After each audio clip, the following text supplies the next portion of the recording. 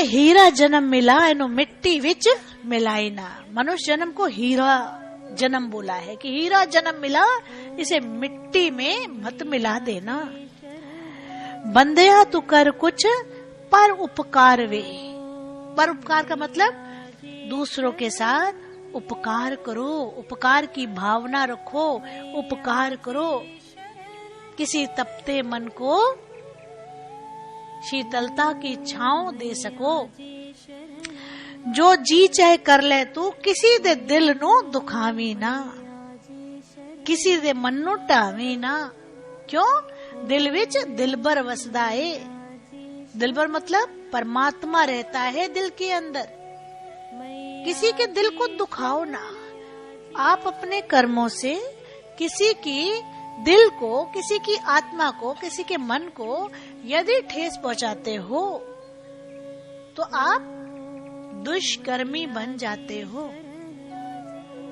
इसलिए बहुत ध्यान पूर्वक अपने आप को निहारना है कि मेरे द्वारा किसी का भी मन ना दुखी हो, किसी को तकलीफ ना पहुंचे। इस जग विच आके 10 की कम तो कीता है। बस संसार में आए हो, क्या किया है जरा एक बार अपने पे नजर डालो।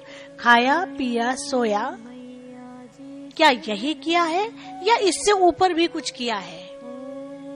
क्या किया है? अपने पे नजर डालते जाए और अपने जीवन को संवारने का प्रयत्न करते जाए। जीवन में सेवा सिमरन 2 पंख है।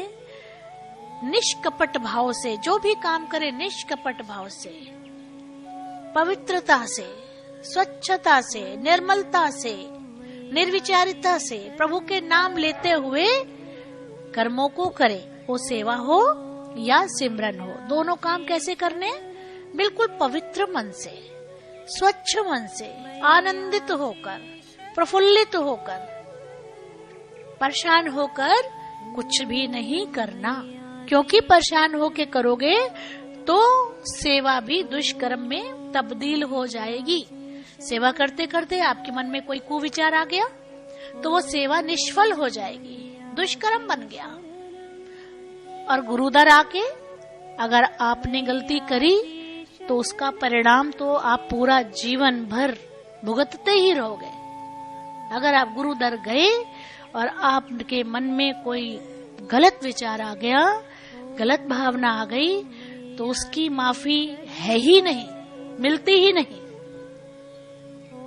आप गुरु को जब आप मनुष्य मान लेते हो तो ध्यान रखना, वहीं से आपका पतन होना शुरू हो जाता है। जब गुरु को आप इंसान का रूप मान लेते हो तो पतन होना शुरू हो जाता है, और जब भगवान का रूप मान लेते हो तो उत्थान होना शुरू हो जाता है। लेकिन गुरु हमेशा अपने आप को साधारण इंसान मानता रहे तो गुरु का उत्थान होना शुरू हो जाता है, और गुरु अपने आप को भगवान मान ले तो गुरु का पतन होना शुरू हो जाता है।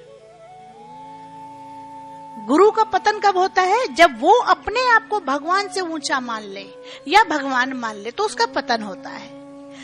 लेकिन शिष्य अगर गुरु को भगवान मान ले, भगवान से ऊपर मान ले, तो उनका उत्थान होना शुरू हो जाता है। कारण भगवान मनुष्य को, एक मानव रूप को मानव पुतले बनाता है, और गुरु क्या करता है? उस पुतले के अंदर सद्भाव डाल के सत्य की राह दिखाता है, और परमात्मा से मुलाकात का सद्गुरु जरिया बन जाता है। इसलिए शिष्य उसे भगवान से ऊपर दर्जा देते हैं तो उनका उत्थान होता है, वो बढ़ते जाते हैं। लेकिन जब शिष्य उनको मनुष्य मान लेता है, एक साधारण इंसान मान लेता है, तो उनका पतन शुरू हो जाता है।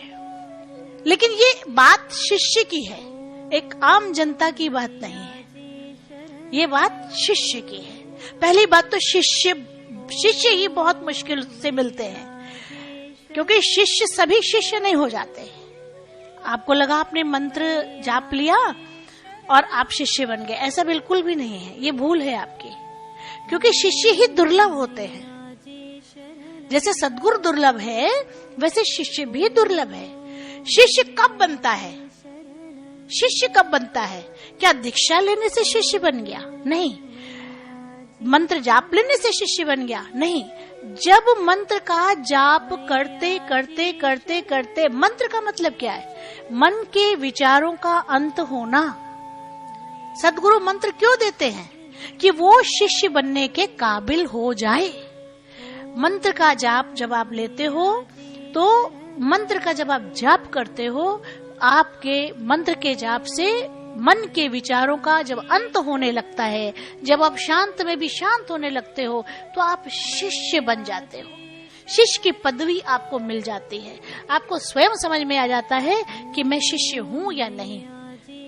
तब आपको खुद महसूस होगा कि मैं शिष्य के काबिल हूँ। जब आप अपने मन के अंदर निहारेंगे और आपका मन शांत होगा, आपका मन निर्मल होगा, आपका मन पावन होगा, आपका मन निश्चल होगा, आपको दुश्मन भी मित्र लगेंगे और मित्र भी मित्र लगेंगे। आपका कोई वैरी नहीं होगा।